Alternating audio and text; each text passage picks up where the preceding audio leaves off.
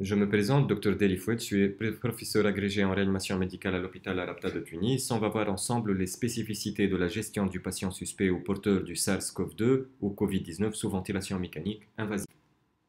Il s'agit d'une synthèse des recommandations des sociétés savantes françaises spécifiques à la ventilation mécanique et à la gestion des voies aériennes. Je vous rappelle que la transmission du coronavirus est en grande partie liée à l'aérosolisation des gouttelettes et au contact avec les surfaces sèches, ce qui nous pousse à réaliser un isolement air et contact. Rappelons aussi qu'il faut privilégier l'intubation et la ventilation mécanique invasive et qu'il faut respecter les différentes étapes de l'habillage et de déshabillage.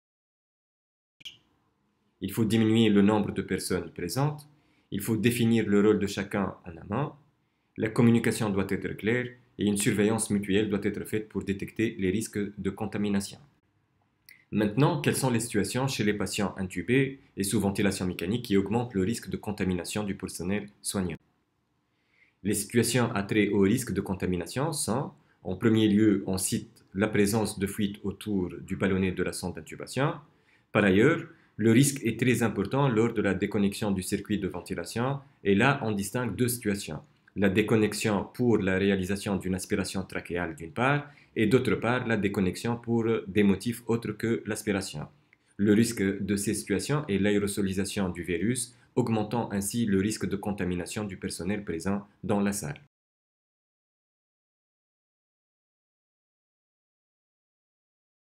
Autour du ballonnet. On cite en premier une fuite en rapport avec un ballonnet insuffisamment gonflé, et dans ce cas c'est simple, il faut gonfler ce dernier, mais le plus important dans ce cas, c'est la prévention en vérifiant à plusieurs reprises par jour la pression du ballonnet, au mieux grâce à un manomètre avec un niveau de pression optimal à 25 cm d'eau et au maximum à 30. Deuxième situation, c'est quand la fuite est en rapport avec une crevaison du ballonnet, et dans ce cas, le risque d'aérosolisation est très important et il faut le plus tôt possible réintuber le patient. La troisième situation est en rapport avec une fuite secondaire à une section complète ou partielle, en général accidentelle du canal de gonflage. Dans ce cas aussi, l'urgence est de réintuber le patient, mais en attendant, on peut tenter de clamper le canal de gonflage. Dans la littérature, on trouve plusieurs dispositifs décrits pour le clampage, mais je vais citer la plus simple. Il s'agit d'un dispositif proposé par Demand, publié en 2012 dans la revue Réanimation, qui permet de pallier de façon transitoire aux pertes d'étanchéité des voies aériennes liées à la section du canal de gonflage de la sonde d'intubation. On aura besoin juste d'un cathéter veineux périphérique 22 gauche, un robinet à 3 voies et une seringue. Une fois la section du canal constatée, le cathéter veineux périphérique est inséré au maximum dans le canal de gonflage afin d'éviter les fuites d'air. Le robinet de 3 voies est rapidement relié au cathéter veineux périphérique, puis et rapidement on gonfle le ballonnet grâce à une seringue. Le robinet 3 voies est mis en position fermée, assurant ainsi l'étanchéité. On aura ainsi le temps de se préparer pour réintuber notre patient.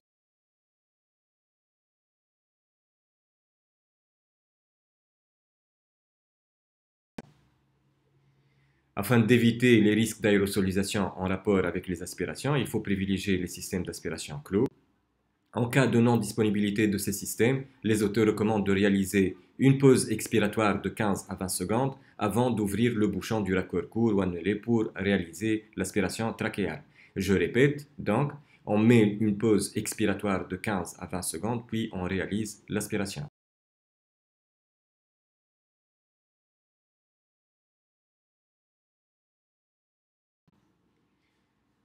Je vous rappelle qu'il faut éviter à tout prix les déconnexions du circuit du ventilateur.